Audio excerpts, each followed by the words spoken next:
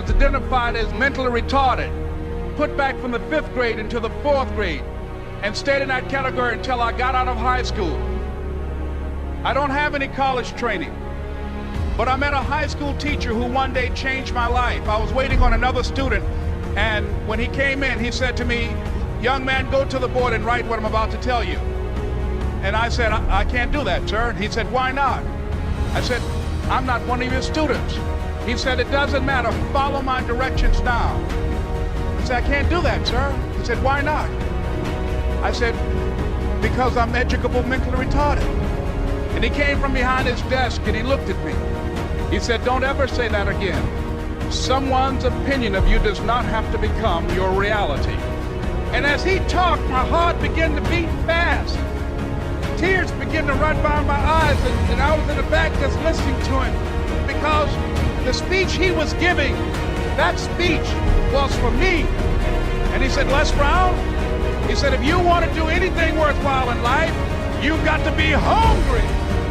I told Mr. Washington I wanted to become a disc jockey. And so I started working to develop myself. He said, "I want you to practice every day being a disc jockey."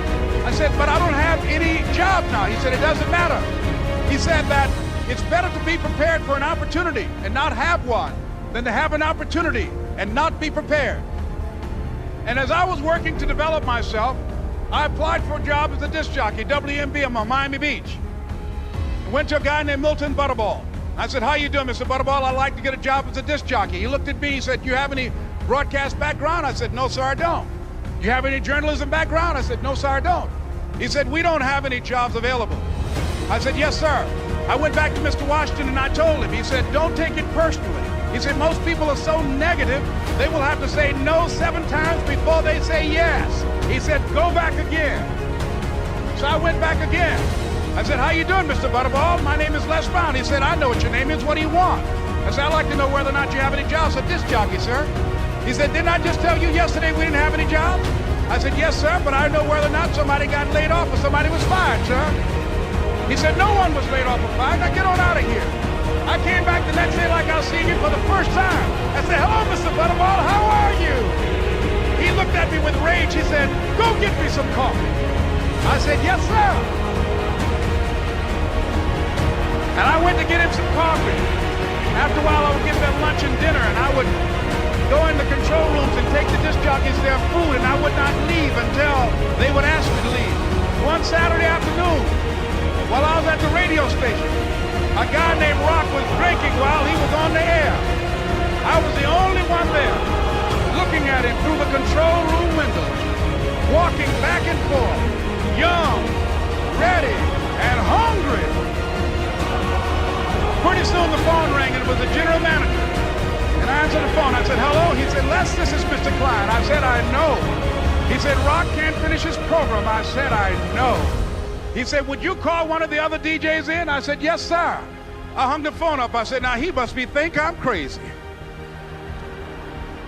I called my mom and my girlfriend Cassandra. I said, "Y'all turn up the radio and come out on the front porch. I'm about to come on the air." I waited for about 20 minutes, and I called him back. I said, "Mr. Klein, I can't find nobody." He said, "Young boy, do you know how to work the controls?" I said, "Yes, sir." He said, "Go in there and don't say nothing here." I said, "Yes, sir." I couldn't wait to get behind those controls. I put on an old Stevie Wonder record called Fingertips.